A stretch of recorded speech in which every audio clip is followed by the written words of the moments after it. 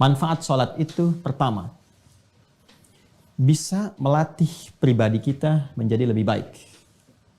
Menjadikan seseorang insan beriman menjadi baik. Masih ingat? Seseorang itu jadi baik kalau bisa mengelola dirinya kan?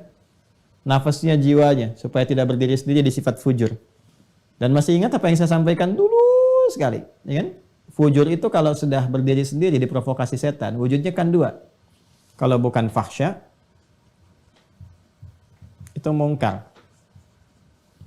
Fahsya keburukan yang bersumber dari syahwat, pornografi, porno aksi, LGBT, ya, dan turunan-turunannya, kata-kata jorok, kotor, itu fahsya. Mungkar yang diingkari oleh hati, perbuatan-perbuatan nampak, ya mohon maaf sekali, berdusta, kan, merampok, membunuh, menipu, korupsi, dan sebagainya. Ya ini nyogok, itu mungkar. Makanya saat nyogok kan hatinya mengingkari, saat korupsi hatinya mengingkari, saat tipu-tipu hatinya mengingkari, dan seterusnya. Ini mungkar. Nah, sholat kalau benar mengerjakannya, itu bisa mencegah ini semua. Dan pencegahan diutamakan. Bukankah Anda sendiri yang mengatakan mencegah lebih baik daripada mengobati?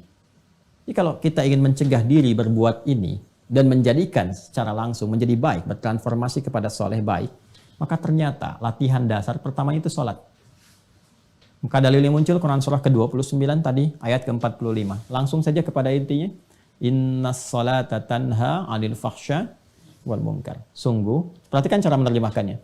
Sungguh, sholat yang dikerjakan sesuai ketentuan dan aturannya itu. Innas sholah, ingat alif lamnya.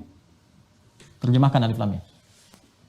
Innas sholata, bukan inna sholata, innas sholah. Sungguh, sholat yang dikerjakan dengan benar itu sesuai dengan ketentuan dan aturannya. Tanha 'anil fahsya'i wal munkar. Maka hasil dari itu bisa mencegah pelakunya dari perbuatan keji dan munkar. Jelas ya? Nah, jadi kalau ada orang-orang yang sholat tapi masih nampak pada dirinya perilaku keji, fahsya, dan munkar, dicek ini. Boleh jadi sholatnya belum sesuai dengan ketentuan dan aturannya. Nah, yang kedua, sholat menghadirkan ketenangan kepada jiwa. Lebih tenang. Orang sholat itu tenang bawaan jiwanya. Dan jiwa yang tenang melahirkan pikiran yang cemerlang. Jiwa yang tenang melahirkan perilaku yang menawan. Jiwa yang tenang melahirkan segala ide-ide yang penuh dengan kebaikan dan kemuliaan. Sedangkan di Quran surah ke-13 ayat ke-28, sumber ketenangan itu zikir. Ala bidzikrillahi tatma'innul qulub. Yakinkan pada jiwamu bahwa dengan berzikir kepada Allah itu hati cenderung menjadi tenang. Zikir itu banyak. Baca Quran, zikir. Karena Qurannya disebut zikir. Quran surah ke-15 ayat 9. Inna nahnu nazzalna dzikra wa inna lahu lahafidun. Karena itu orang-orang yang cenderung rajin baca Quran, cenderung menenangkan. Doa itu zikir. Quran surah ke-7 ayat 205. Wadhkur rabbaka fi nafsika tadarruan wa khifatan wa duna jahri minal qaul. Makanya doa cenderung menenangkan. Kemudian apa lagi? Kalimat thayyibah, astaghfirullah, alhamdulillah, Allahu akbar, subhanallah, itu bagian dari zikir. Ya, fa idza qadaitumus salata fadhkurullah. Kalau tuntas salat, zikir kepada Allah. Quran surah ke-4 ayat 103. Makanya orang-orang yang zikir itu kelihatan tenang. Ya, ahli zikir itu tenang. Enggak ada ahli zikir emosian. Tenang.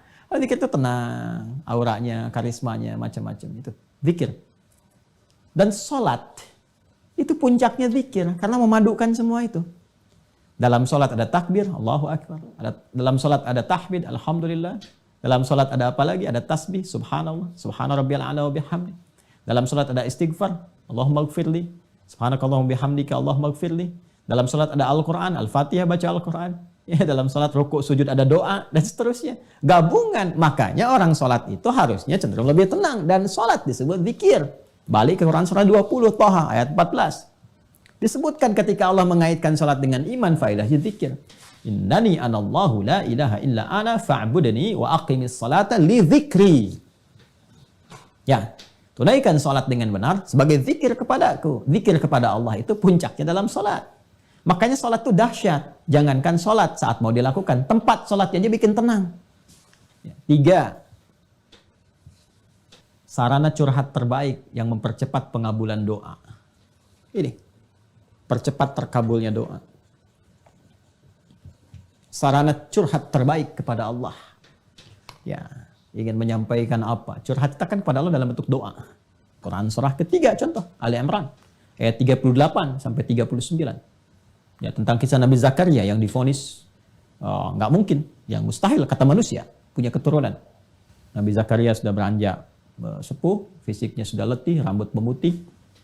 Ya, istri terutama divonis dengan hal-hal teknis secara medis yang katanya tidak mungkin punya keturunan. Apa yang dilakukan? Curhatnya kepada Allah. Beliau salat. Salat tuh, solusinya salat. Ya, hunalika da'a Zakaria rabba, di mihrab itulah, di mihrabnya Maryam dia berdoa. Salat. Ya, nanti tahu salatnya di ayat 39. Hunalika da'a Zakaria rabba qala rabbi habli min ladunka dzurriyyatan thayyibah innaka sami'ud du'a. Beliau berkata, ya Allah, mereka mengatakan aku enggak mungkin punya keturunan. Ketika mereka mengatakan tidak mungkin, maka aku beralih kepadamu yang tidak punya batas dalam kemungkinan. Nah, itu tanda ya. Itu fikih Quran tuh. Jadi kalau orang sudah mengatakan ini nggak mungkin bu, ini nggak bisa pak, itu tanda langsung dari Allah bahwa Allah ingin mengabulkan apa yang Anda mohonkan langsung tanpa perantara. Ya, karena itu Nabi Zakaria sudah ngasih contoh yang di surah Maryam itu. Dzikru rahmati rabbika abdahu Zakaria idz nada rabbahu, ya kan, nidaan khafiyya. Rabbi inni wa hanal 'azmu minni washta'ala ra'su syaiba wa lam akum bi du'aika rabbi syaqiyya. Masya Allah, indah sekali. Ya Allah, aku ini selalu tidak pernah putus harapan kepadamu. Aku selalu berdoa, dari rambutku masih menghitam sampai memutih, fisik letih, tapi aku gak pernah putus dalam memohon rahmatmu, berharap kepadamu. Itu apa? Minta keturunan. Puncaknya dimohonkan tuh di mihrab itu dalam salat. Mereka mengatakan mustahil. Dan inilah ya tanda pertamanya. Maka aku memohon kepadamu ya Allah yang tidak pernah punya batas dalam pemberian. Anugerahkan kepadaku dari sisimu saja. Karena orang mengatakan gak mungkin, aku minta darimu saja. Ya, keturunan terbaik. Innaka sami'ud du'a. Engkau pasti mendengar doa hamba. Kalau yang pada maha mendengar pun belum dikabulkan, lantas kepada siapa lagi hamba mesti memohon? Apa yang terjadi? Fanadatsul malaikatu wa huwa qa'imun yusalli. Itu dalilnya. Fil mihrab. Maka seketika turun malaikat, sedangkan Nabi Zakaria itu masih berdiri dalam sholat. Masih berdiri. Artinya belum selesai sholatnya. Baru selesai berdoa. Seketika turun, menyampaikan, Annallaha yubashshiruka bi Yahya. Beri kabar, kau akan punya anak. Dapat kabar dari Allah, jadi kabulkan, akan punya anak, istrimu akan mengandung. Ya, dan namanya diberikan oleh Allah Yahya. Hidup yang kata orang mustahil. Ada dari rahim seorang perempuan yang divonis secara medis, klinis, monofus dan mandul punya keturunan, kata Allah, gak ada yang mustahil bagiku. Jadi, terjadi. Mudah bagi Allah menjadikan segala yang bisa terjadi. Salat mempercepat hadirnya kesuksesan dan kebahagiaan. Ya, kita gabungkan 4 dan 5, mempercepat kesuksesan dan menghadirkan kebahagiaan. Sukses dan bahagia. Ya, komplit tuh 5. Salatnya 5 waktu, 5 faidah. Sukses dan bahagia. Kalau kita gabungkan sukses bahagia ini, namanya falah. Singkatnya begitu. Falah. Falah itu sukses dan bahagia. Quran surah ke-23 ayat 1 dan 2. Qad aflaha al-mu'minun. Saya lagi ke sini, orang beriman. Ya, Quran surah 23 al-mu'minun ayat 1 dan 2. Qad aflaha al-mu'minun. Orang beriman, kalau benar-benar iman melekat pada dirinya, identitas berimannya bagus, diimplementasikan imannya dengan ibadah yang benar, pasti menggenggam kesuksesan dan kebahagiaan. Apa ciri pertamanya? Alladzina hum fi salatihim khashi'un. Ternyata pengantar pada kebahagiaan, kesuksesan itu salat. Ya. Dan ini yang paling diharapkan oleh manusia. Ya, tingkat tertingginya itu kan ini, iman. Jadi tingkat tertinggi insan beriman itu, pokoknya terserah, yang penting saya salat itu karena Allah perintahkan. Itu aja. Karena saya beriman, saya salat. Ya, tapi kan tadi saya katakan, ada yang ciri khas anak-anak, ada yang orang dewasa matang dengan kedewasaan dan akalnya, ada yang dewasa kekanak-kanakan, masih nanya juga dan sebagainya. Ya, maka butuh motivasi. Apa di antara motivasi yang terkuatnya ini? Sukses, bahagia. Sukses, bahagia. Nah, diperdengarkan 5 kali dalam sehari. Ini bahagianya dunia akhirat. Suksesnya dunia akhirat. Ya, Quran surah 23 Al-Mu'minun ayat 1 dan 2. Qad aflahal mu'minun. Orang beriman, kalau benar-benar iman melekat pada dirinya, identitas berimannya bagus, diimplementasikan imannya dengan ibadah yang benar, pasti menggenggam kesuksesan dan kebahagiaan. Apa ciri pertamanya? Alladzina hum fi salatihim khasyi'un. Ternyata pengantar pada kebahagiaan, kesuksesan itu salat.